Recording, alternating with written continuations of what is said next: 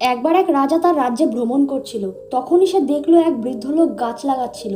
তখন রাজা সেই বৃদ্ধ লোকটির কাছে গেল এবং বলল, তুমি যে গাছ লাগাচ্ছ, ভবিষ্যতে কি তুমি এর ফল খেতে পারবে?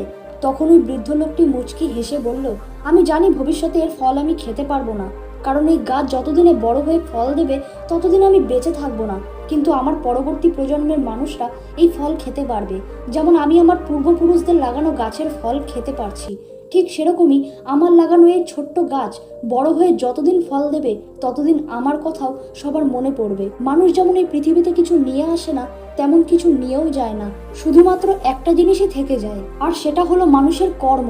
এর জন্য আমি অনেক ভালোবাসা দিয়ে এই গাছটি লাগাচ্ছি, যাতে আমার মৃত্যুর পর এই গাছের কারণে আমাকে সবার মনে পড়ে। ওই বৃদ্ধ লোকটির মুখে এরকম ধরনের কথা শুনে রাজার মন ভরে গেল এবং সে ওই বৃদ্ধ লোকটিকে ধন্যবাদ জানিয়ে সেখান থেকে চলে গেল।